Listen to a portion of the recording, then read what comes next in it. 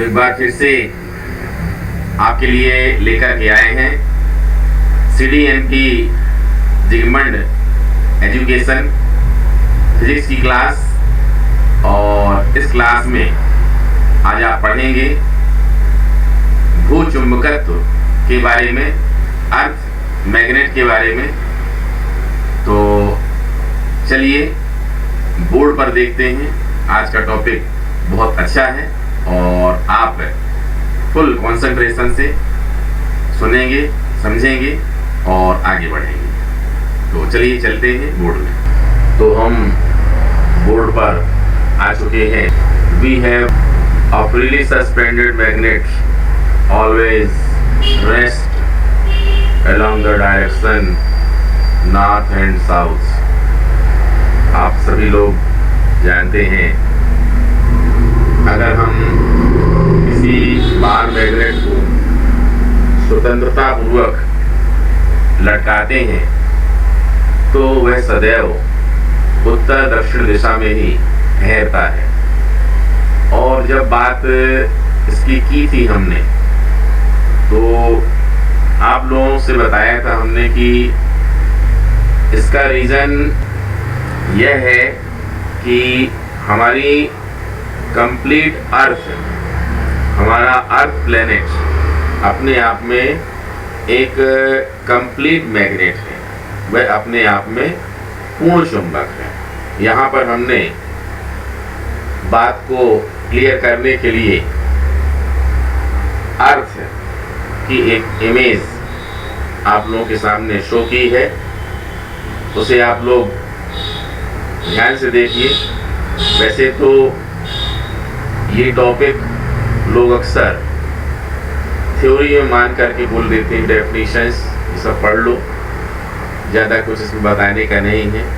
लेकिन रियलिटी ये है कि आज भी अर्थ में मैग्नेट कहाँ से आया, इसका 100% रीज़न साइंटिस्ट नहीं दे सके हैं। यहाँ पर अब हम इनके रीजन पर नहीं जा रहे हैं कि अर्थ में मैग्नेट कहाँ से आया। वैसे इसकी बहुत सारी थ्योरी है, बहुत सारे सिद्धांत अलग अलग वैज्ञानिकों ने दिए हैं, लेकिन मुख्य रूप से 3 सिद्धांत प्रचलित थे। लेकिन फिर भी जो मॉडर्न थ्योरी है, सबसे लेटेस्ट वाला है, उसमें भी अर्थ मैग्नेट के बारे में जितनी जानकारी, जितनी बात वैज्ञानिकों ने बताई है, उसमें भी अभी बहुत सारा शोध करना शेष है। इसलिए इस टॉपिक को आसान ना समझें। यह टॉपिक गहरा है, डीप है, और उसको अच्छे से अगर आप अलर्ट होकर देखेंगे तो आज आपको अपनी इस क्लास में काफ़ी कुछ रियलिटी वाला बहुत ही अच्छा देखने को मिलेगा और आपको बहुत ही सेटिस्फैक्शन लगेगा। शर्त यही है कि आप बहुत पेशेंस के साथ, फुल कंसंट्रेशन से इस पूरी टीचिंग को देखें और एंजॉय करें। तो सामने देखिए, आपके सामने अर्थ का एक इमेज हमने शो किया है और इसमें, इस अर्थ में ये देखिए, अर्थ में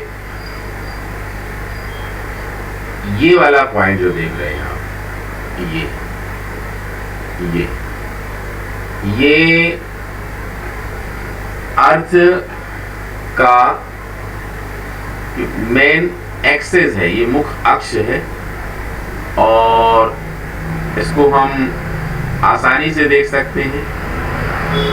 ये देखिए, अगर हम ये देखिए यहाँ से ये लाइन ड्रॉ कर देते हैं ऐसे, ठीक है। और भी ऊपर नीचे कर सकते हैं इसको।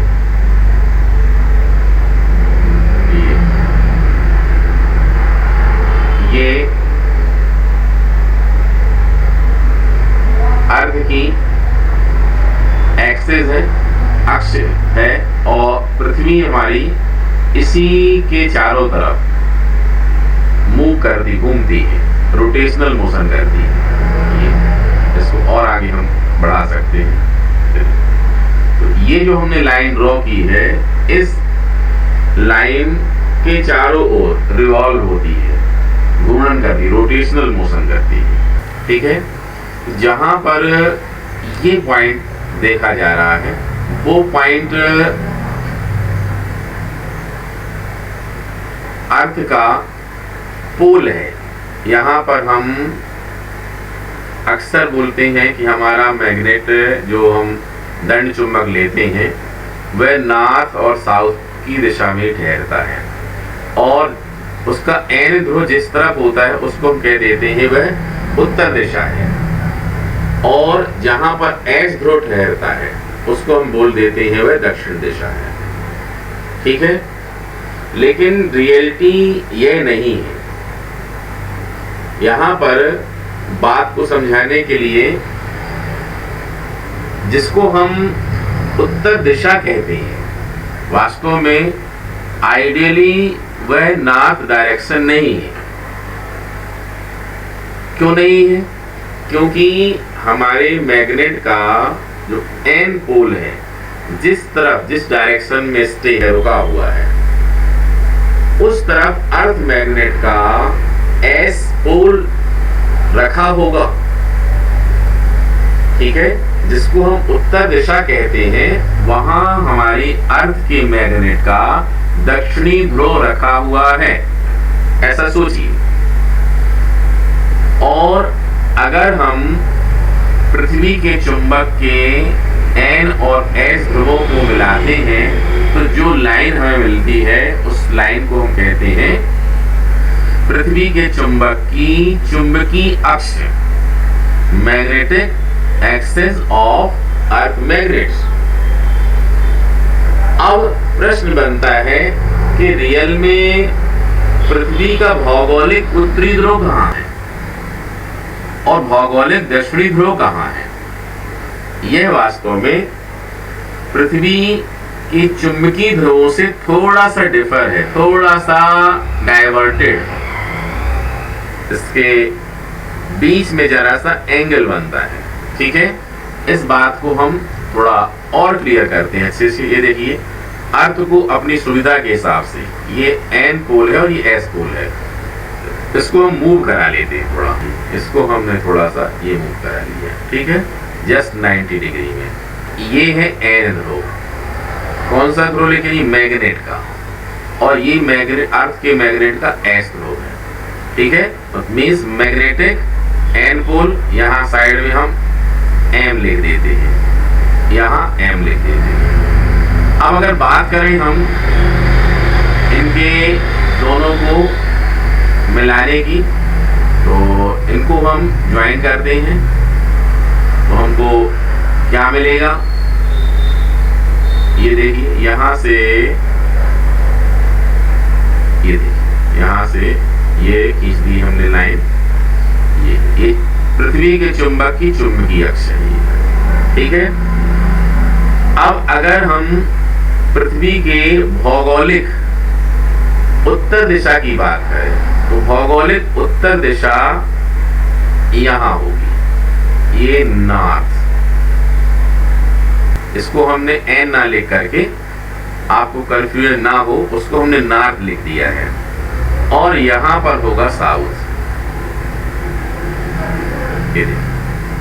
ठीक है, और अगर हम इन दोनों को ज्वाइन कर दें, ये देखिए, इन दोनों को हम ज्वाइन कर देते हैं, तो क्या हो जाएगा? ये देखिए, ये जो लाइन अभी ड्रॉ की हमने, इस लाइन को हम बोलेंगे पृथ्वी की भौगोलिक अक्ष, जियोग्राफिकल एक्सिस ऑफ अर्थ। ठीक है,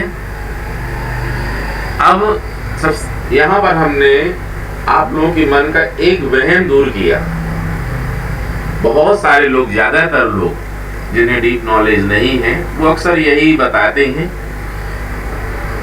मैग्नेट जहां रुकता है मैग्नेट का एन पोल जहां स्टे करेगा उसको हम क्या बोलते हैं, उत्तर दिशा बोलते हैं। लेकिन पूरी तरह वहीं पर नहीं है, थोड़ा सा देख रहे हैं डायग्राम में आप लोग, ये देखिए यहाँ पर इतना थोड़ा सा क्या बन गया, ये एंगल बना हुआ है, ठीक है, एक एक्यूट एंगल यहाँ हम देख रहे हैं, ठीक है।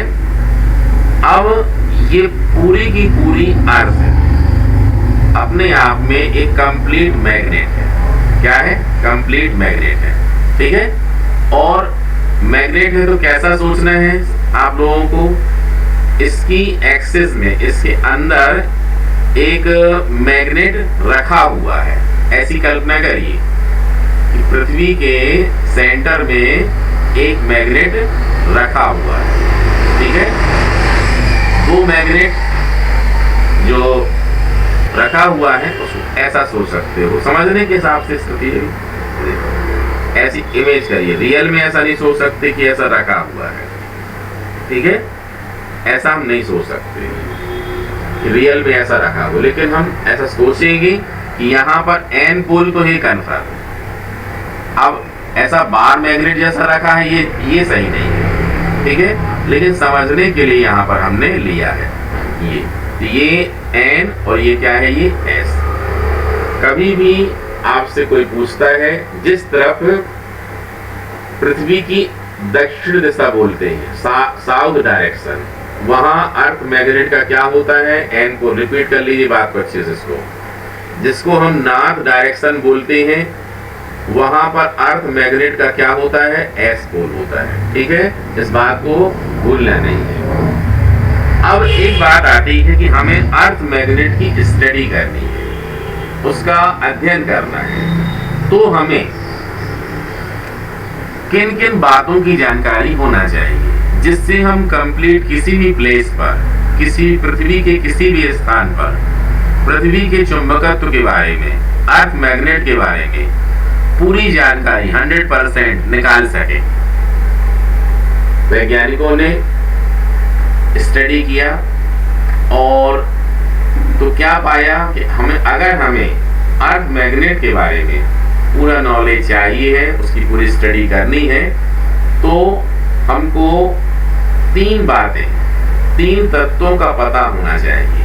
3 एलिमेंट्स हमें पता होने चाहिए। इन 3 एलिमेंट्स को हम अर्थ मैग्नेटिक एलिमेंट्स के नाम से जानते हैं, अर्थ मैग्नेट एलिमेंट्स। इसे हम टेरेस्ट्रियल मैग्नेट एलिमेंट भी बोल सकते हैं। मीन्स अर्थ मैग्नेट बोले या फिर टेरेस्ट्रियल मैग्नेट बोले, ये दोनों एक ही बात होगी, ठीक है। अर्थ मैग्नेट, ठीक है। हिंदी मीडियम वालों को थोड़ा शिकायत रहती है कि लिखते नहीं बनता ठीक से, ये हम हिंदी में लिख दे रहे हैं। भू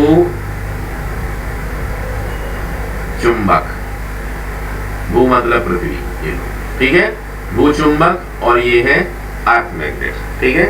अगर अर्थ मैग्नेट की हमें स्टडी करनी है तो कुछ तत्वों की, सम एलिमेंट्स हमको क्या होना चाहिए, पता होने चाहिए।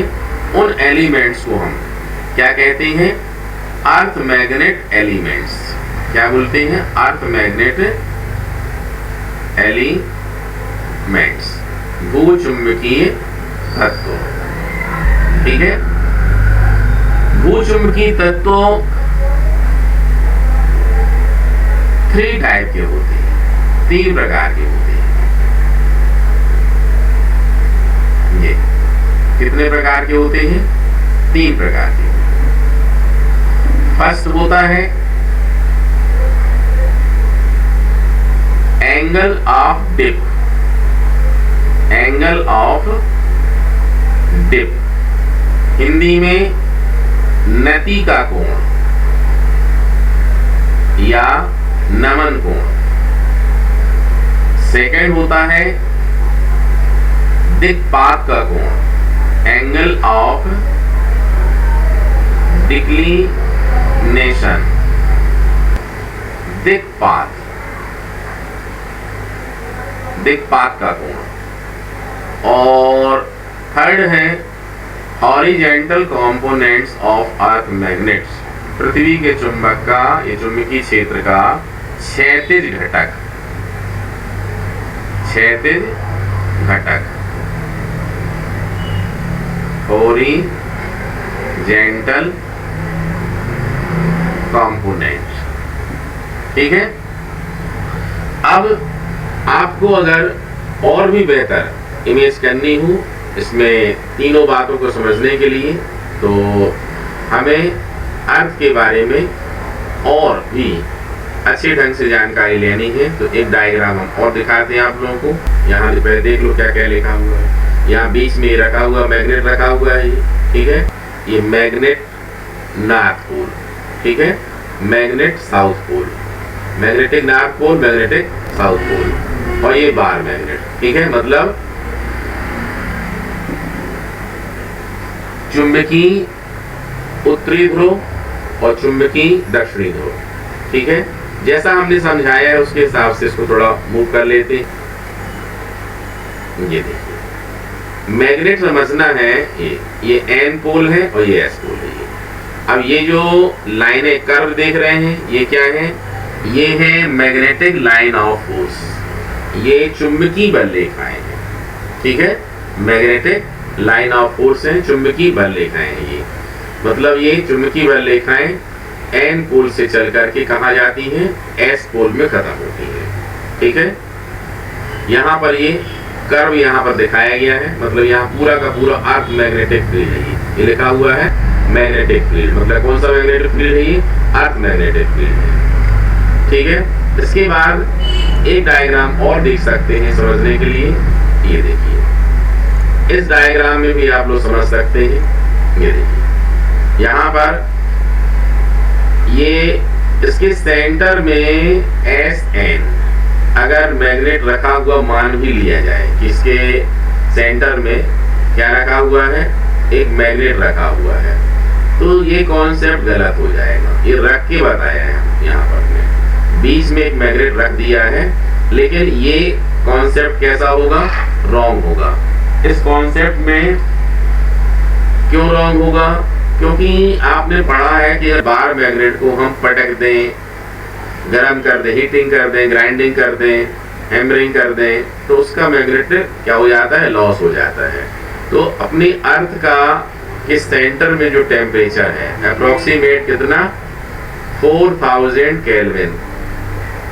अप्रोक्सीमेट कितना है? 4000 केल्विन। तो इतने टेम्परेचर में अगर कोई मैग्नेट बना के भी वहां रखेगा तो उसका मैग्नेट क्या हो जाएगा? लॉस हो जाएगा। इसलिए ये कॉन्सेप्ट सही नहीं है। शुरू में साइंटिस्ट वैज्ञानिकों ने यही अनुमान लगाया था कि अर्थ के अंदर ही एक मैग्नेट रखा है, ठीक है। तो इस बात पर चर्चा बाद में करेंगे कि अर्थ में मैग्नेट कहाँ से आया।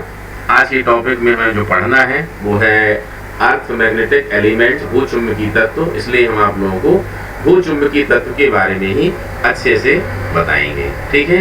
तो चलो चलते हैं। भूचुंबकीय तत्व को समझने के लिए सबसे पहले हमें एंगल ऑफ डिक्लिनेशन अच्छे से देखना है और उसके बाद हमें नति का कोण देखना है, एंगल ऑफ डिप। ये हम वापस चलते हैं वहीं। इसमें हमें क्या करना है? कल्पना करनी है कि जो एन एस मैग्नेट की लाइन खिंची हुई है, चुंबकीय अक्ष है, इसके ऊपर अगर एक वॉल बना दी जाए, क्या बना दी जाए? एक वॉल बना दी जाए, एक दीवार बना दें हम, ठीक है। और दीवार कैसी बना दें? ये देखिए हम यहाँ पर दिखाते हैं वो दीवार कैसी बना दी जाए। ये देखिए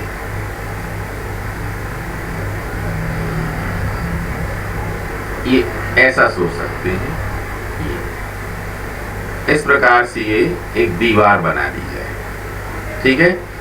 ये पूरी दीवार, तो दीवार का जो समतल बना, प्लेन बना, इस प्लेन को हम एक खास नाम से जानते हैं।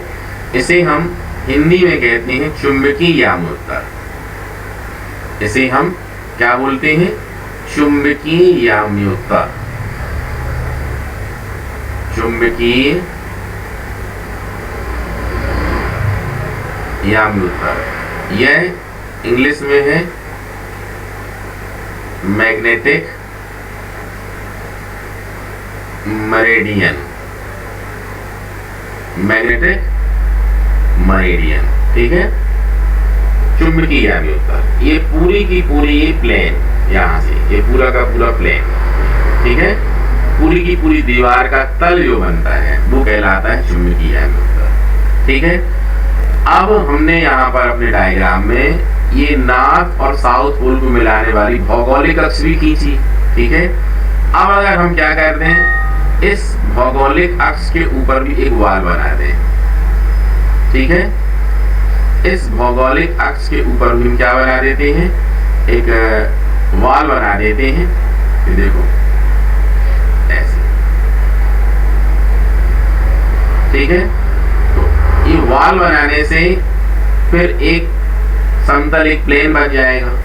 तो ये जो नया प्लेन दूसरा वाला बना, इसे हम क्या कहेंगे, आपने अनुमान लगा लिया होगा अगर आप ठीक से समझ रहे हैं तो। अगर इसको चुंबकीय यामी उत्तर कहा गया है तो ये बाद वाली जो वाल बनी है इसे हम क्या बोलेंगे, भौगोलिक यामी उत्तर। क्या बोलेंगे, भौगोलिक यामी उत्तर, या इंग्लिश में जियोग्राफिक मेरिडियन, ठीक है। इस प्रकार से two meridian, here you have two meridian, आपके पास दो यामी उत्तर हैं, एक है भौगोलिक यामी उत्तर और दूसरा है कौन सा, चुंबकीय यामी उत्तर, ठीक है। तो अब यहां पर आप लोग देख रहे हैं दोनों ही यामी उत्तर के बीच में कितना कुछ ना कुछ एंगल बन रहा है, ये देखिए ये वाला, ठीक है। इस एंगल को हम बोलते हैं एंगल ऑफ डिक्लिनेशन। अच्छे सुनिए और समझिए, दिक्पात का कोण, इसे क्या कहते हैं, एंगल ऑफ डिक्लिनेशन या दिक्पात का कोण। इसे डिनोट करते हैं नॉर्मली फाई से। एक बात ध्यान रखेंगे, अगर हम देखें तो ये भी इनके बीच का ही एंगल है, ये है भौगोलिक यामी उत्तर और ये है चुंबकीय यामी उत्तर। इनके बीच में ये भी एंगल है, लेकिन ये एंगल कौन सा है, एक्यूट एंगल, ठीक है। इसलिए डेफिनेशन में हमें बोलना पड़ेगा कि the acute angle between magnetic meridian and geographical meridian is called angle of declination. Hindi में चुंबकीय यामी उत्तर और भौगोलिक यामी उत्तर के बीच बने न्यून कोण को हम क्या कहते हैं, दिक्पात का कोण कहते हैं। देखो डेफिनेशन बिल्कुल आसान है, बशर्ते कि आप ध्यान से सुने, ठीक है। Acute angle between magnetic meridian and geographic meridian, ठीक है, is called angle of declination. अब यहां पर सेकेंड पॉइंट आता है, इसमें हमने सेकेंड वाला पहले बता दिया, फर्स्ट वाला पॉइंट लिखा है हमने यहाँ पर, क्या, एंगल ऑफ डिप या नति का कोण। वैसे इसे एक नाम से और बोला जा सकता है, इसे हम एंगल ऑफ इंक्लिनेशन भी बोल सकते हैं, या हिंदी में इसका एक नाम और है, इसे हम नमन कोण कहते हैं। क्या कहते हैं, नमन कोण कहते हैं। जरा समझिए इस बात को। अगर हम क्या करें, एक मैग्नेटिक नेडल ले लें, ये यूं कहा जाए एक मैग्नेट ही ले लिया जाए छोटा सा, और उस मैग्नेट को लेकर के पूरे अर्थ की जर्नी करें, पूरे अर्थ की यात्रा करें, ठीक है। अगर उसकी हम जर्नी करते हैं तो हमारे सामने मैग्नेट की पोजीशन क्या होगी वो समझने की कोशिश करेंगे। ये देखो मैग्नेट अगर कहां पर है, भूमध्य रेखा में, इक्वेटर पर है ये, ठीक है, भूमध्य रेखा में है। अब ये देखिए यहाँ पर क्या लिखा है, एन पोल, यहाँ क्या लिखा है, एन। तो अर्थ का यहाँ पर क्या होना, इसका अपने मैग्नेट का क्या होना चाहिए, एस पोल, क्योंकि एस और एन के बीच में अट्रैक्शन होता है। यहाँ अर्थ का क्या है, एस पोल है, यहाँ क्या होना चाहिए, एन होना चाहिए। अगर हम आगे बढ़ेंगे अर्थ में तो क्या होगा, जो एस पोल है वह थोड़ा सा झुक जाएगा। एस पोल क्या होगा, थोड़ा सा झुकेगा। किस तरफ झुकेगा, वह डाइवर्ट होगा, एन की तरफ डाइवर्ट होगा। ये देखिए, ये डाइवर्ट कहां पर होगा,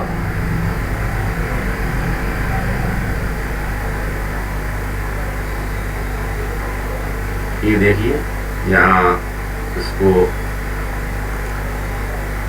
अच्छे से बताते हैं आप लोगों को। ये देखिए ऐसा,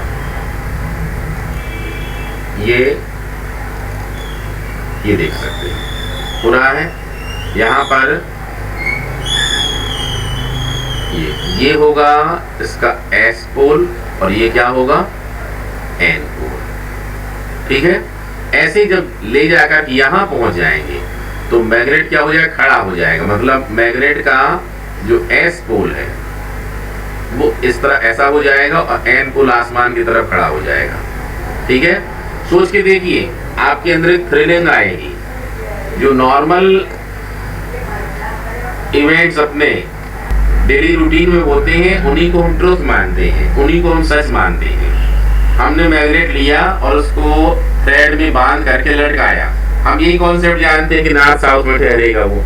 अब आपको अगर भेज दिया जाए, पृथ्वी के उत्तरी ध्रुव भेज दिया जाए, अब मैग्नेट को आप ले लीजिए थ्रेड में बांध करके, आप देखेंगे कि मैग्नेट सीधा खड़ा हो जाएगा। उसका एक सिरा आसमान की तरफ हो जाएगा और दूसरा सिरा अर्थ की तरफ हो जाएगा। ऐसा सोचने में आपको बड़ा मैजिक सा लगेगा, मतलब, लेकिन ये रियल है। ठीक है, ये इस प्रकार से जैसा हमने डायग्राम में बनाया ऐसा हो जाएगा। और इसका ठीक अपोजिट यहाँ पर हो जाएगा। ये देखिए, यहाँ पर ये एन पोल आएगा ये, और यहाँ पर क्या होगा, एस पोल। अब देखिए यहाँ पर ये है इसका हॉरिजेंटल कितना है, ये देखिए, ये अपने जो मैग्नेट की ये हॉरिजेंटल है। ये अब डाइवर्ट कितना हो गया है, ये इतना डाइवर्ट हुआ। यहाँ पर देखिए कुछ एंगल बन रहा है, एंगल बन रहा है, एक्यूट एंगल दिख रहा है यहाँ पर। एक बात आपसे पूछना चाहेंगे हम, आपको पता है नमस्ते कैसे किया जाता है? आप कहेंगे सर हाथ जोड़ के नमस्ते कर लेते हैं। गलत। नमस्ते करने के लिए, अभिवादन करने के लिए आपको हाथ जोड़ना पड़ेगा और इसके बाद सर आपको झुकाना पड़ेगा। ठीक है, तो यहाँ देखिए जरा अच्छे से, हमारा मैग्नेट ये अभी जैसे आप खड़े रहते वैसा खड़ा हुआ है। अब जैसे आपके सर आए तो तुरंत सिर झुका लिया उसने। ये देखो, इसका सिर एस है, इसका सिर क्या है, एस, झुका लिया उसने। जितने एंगल से झुकाया, इसलिए इस एंगल को हम नमन का कोण कहते हैं। जैसे ऐसा लगता है जैसे एंगल क्या कर रहा हो, नमन कर रहा हो, अपने सर को नमस्ते कर रहा हो। जैसे इस एन पोल को आप सर मान सकते हैं। ठीक है, और ये आप अपने आप को इमेज कर सकते हैं, आपका सिर है ये और आप अपने सर को नमस्ते कर रहे हैं। तो कितने एंगल से मूव हुए हैं, डाइवर्ट हुए हैं, वो एंगल है नमन का कोण, नमस्ते का कोण सीधी भाषा में। ठीक है, नमस्ते एंगल है ये। तो यहाँ पर इंग्लिश में इसको हम एंगल ऑफ डिप या एंगल ऑफ इंक्लिनेशन कहते हैं। हिंदी में दो नाम है, नति का कोण या नमन का कोण। ठीक है, इस प्रकार से आपने ये देखा कि नति का कोण क्या होता है। ठीक है, अब इसके बाद थर्ड बचता है पृथ्वी के चुंबकीय क्षेत्र का क्षैतिज घटक। ठीक है, यहाँ पर हमारी अर्थ, अगर ये मैग्नेटिक मेरिडियन लिया है हमने, मैग्नेटिक मेरिडियन लिया गया है, तो मैग्नेटिक मेरिडियन में ये देखिए, हम दूसरा कलर लेके बताना पड़ेगा। ये है यहां से इस कॉर्नर से इस कॉर्नर को ज्वाइन कर दें। ये लाइन जो हमको मिलती है, ये लाइन क्या कहलाएगी, पृथ्वी के चुंबकीय क्षेत्र की दिशा को बताएगी। पृथ्वी का कंप्लीट रिजल्टेंट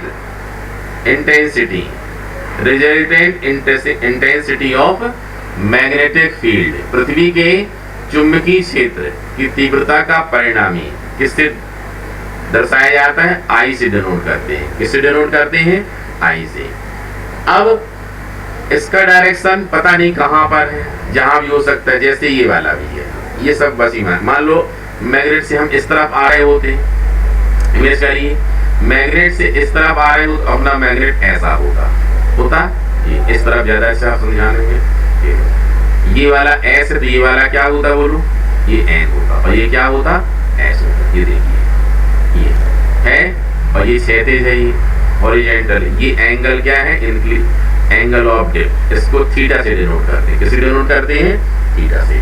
तो इसी के पैरेलल हमने लाइन ये वाली ड्रॉ कर दी है। मतलब मैग्नेट मूव कहाँ होता है, जो डायरेक्शन पृथ्वी के चुंबकीय क्षेत्र का होता है उसी डायरेक्शन में मैग्नेट क्या होता है, मूव होता है। तो इसके पैरेलल लाइन ये वाली आई है, और यही पृथ्वी के चुंबकीय क्षेत्र की परिणामी तीव्रता है। ठीक है, मैग्नेट की स्टडी करनी है तो ये हमारे लिए पर्याप्त नहीं है। हम क्या करेंगे, इसको टू राइट एंगल कंपोनेंट में, दो समकोणीय घटकों में तोड़ लेंगे। दो समकोणीय घटक हो गए, एक यहां से देखिए ये नीचे की तरफ आया ये नीचे वाला जो होगा इसको हम बोलते हैं ऊर्ध्वाधर घटक, वर्टिकल है ना, ये वर्टिकल कंपोनेंट। और दूसरा वाला होगा ये देखिए ये है, ये होगा हॉरिजॉन्टल। क्या होगा, हॉरिजॉन्टल। ये और यही थर्ड पॉइंट पढ़िए क्या लिखा है, क्षैतिज घटक, हॉरिजॉन्टल कंपोनेंट, पृथ्वी के चुंबकीय क्षेत्र का क्षैतिज घटक। ठीक है, तो इसके बारे में क्या बोलना पड़ेगा कि पृथ्वी के परिणामी चुंबकीय क्षेत्र की तीव्रता रिजल्टेंट इंटेंसिटी है, उसको हम टू राइट एंगल कंपोनेंट में क्या करते हैं, डिवाइड करते हैं। ये 90 का एंगल हुआ। एक है ये वर्टिकल कंपोनेंट और एक कौन सा है, ये हॉरिजॉन्टल कंपोनेंट। क्लियर है, ये दोनों ही कंपोनेंट में से यूजफुल कौन सा होता है, एच। क्यों होता है, क्योंकि अर्थ के पैरेलल जहां हम खड़े होते हैं ये दिखाई देता है। ठीक है, इसलिए इसका यूज करते हैं, इसका हम विशेष यूज नहीं करते। ठीक है, आप बात क्लियर हो रही है। अब देखिए यहाँ पर हम फिर से आप लोगों को आगे ले चलते हैं। ये देखिए, इस बात को और अच्छे से एक डायग्राम में हम दिखाते हैं।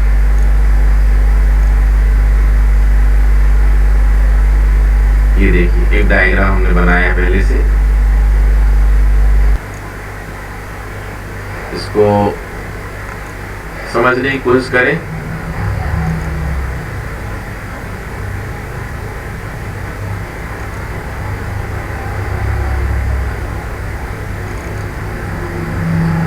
ये देखिए थोड़ा सा और छोटा करते हैं। अब देखते हैं इसको।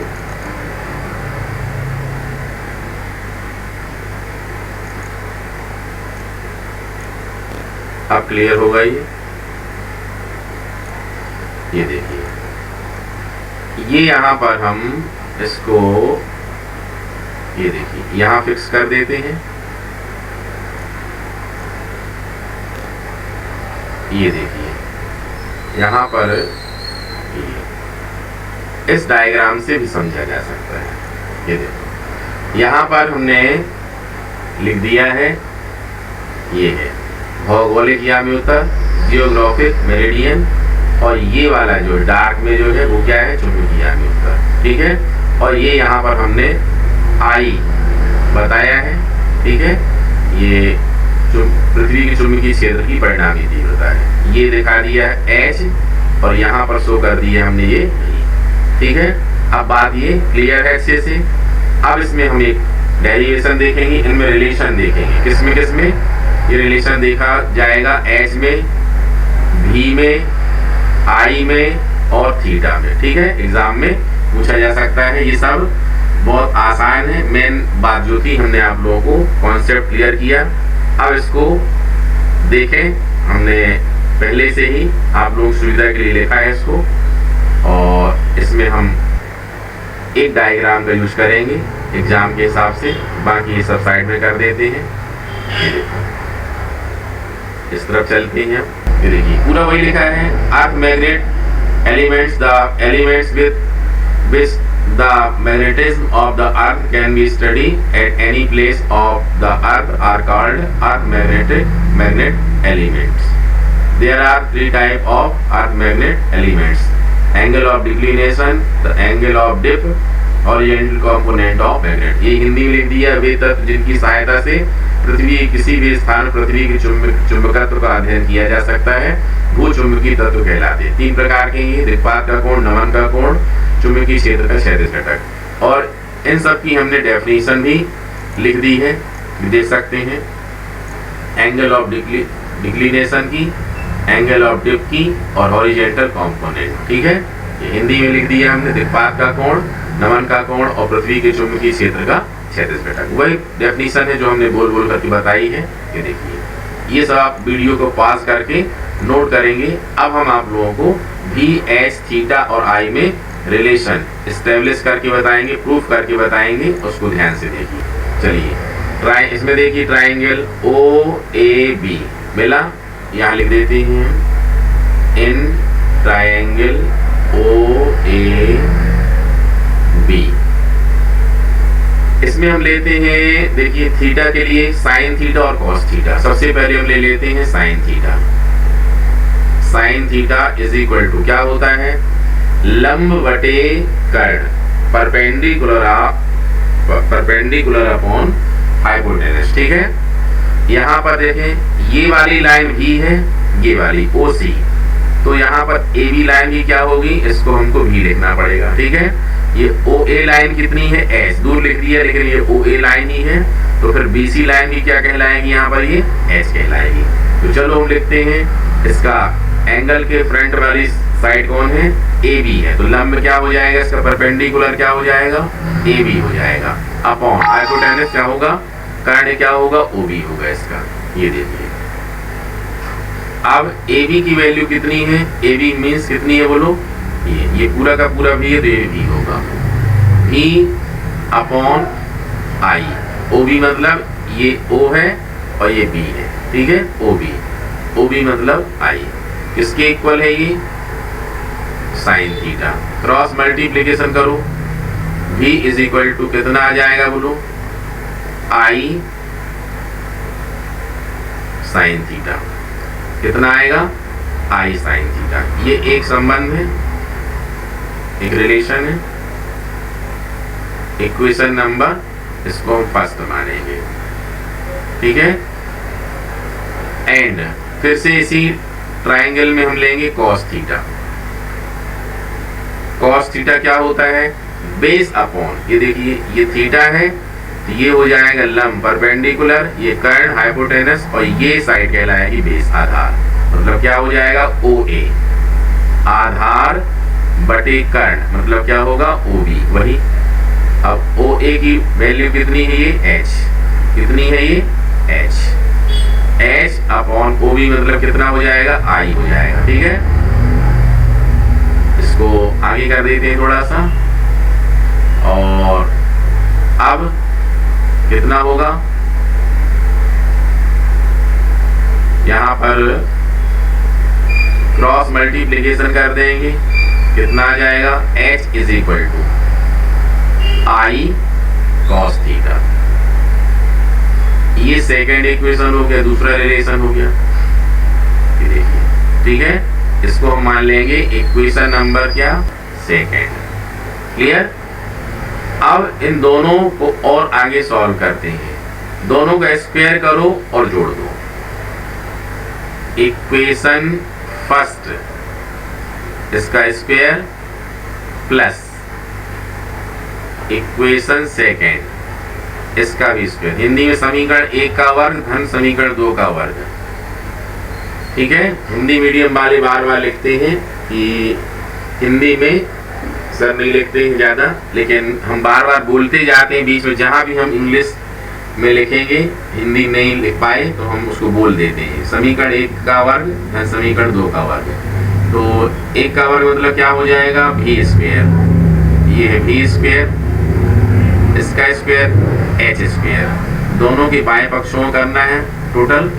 अब राइट साइड देखो, राइट साइड क्या है, आई साइन थीटा, तो आई साइन थीटा का होल स्क्वायर, तो क्या हो जाएगा, आई स्क्वायर भी हो जाएगा और साइन थीटा का स्क्वायर भी हो जाएगा, प्लस आई कॉस थीटा का होल स्क्वायर मतलब आई स्क्वायर भी हो जाएगा और कॉस थीटा का भी स्क्वायर हो जाएगा।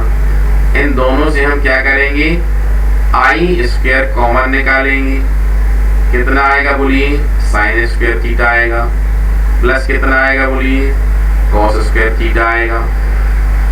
इसकी वैल्यू क्या हो जाती है, 1 हो जाती है। कितनी हो जाती है, 1 हो जाती है। अगर 1 हो जाती है तो हम क्या लिखेंगे, इम्प्लाइज दैट, कितना आ गया ये आई, इसी में आगे बढ़ा देते हैं, चलो कोई बात नहीं, ये ऊपर किसका देते हैं,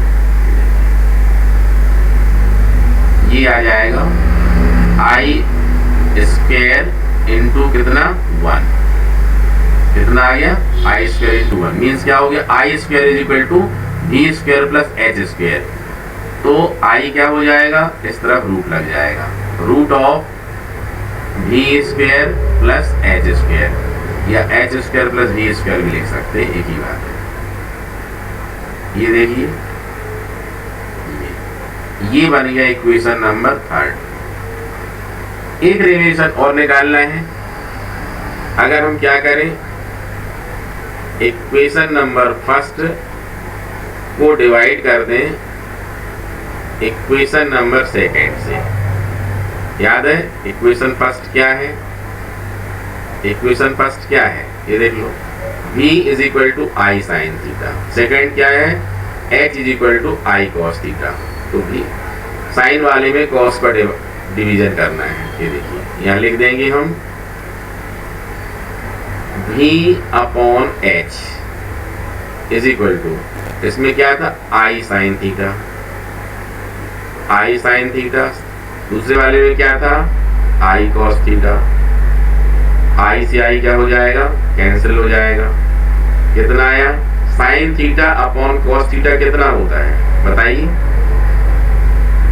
टेन थीटा होता है। Tan theta is equal to कितना होगा, v अपॉन h होगा। अब तो थीटा की वैल्यू निकालनी है, क्यों निकालनी, क्योंकि हमको एंगल ऑफ डेप्थ नमन का कोण निकालना था। तो ये आ जाएगा इसमें टेन इनवर्स, जो टेन इस तरफ आ तो क्या लगाना पड़ता है, इनवर्स, ये हो जाएगा v अपॉन h। ये देखिए ये फार्मूला निकल आया थीटा के लिए, ठीक है। तो इतना ही इसमें निकालना है हमें। और ये हमने जो थ्योरी यहाँ पर लिखा था, लास्ट में एक पॉइंट दिया था, भूचुंबकीय तत्वों में संबंध, मतलब पूरी थ्योरी आप लोग यहाँ से नोट करेंगे, ये वाली, ठीक है, ये पूरी नोट करेंगे।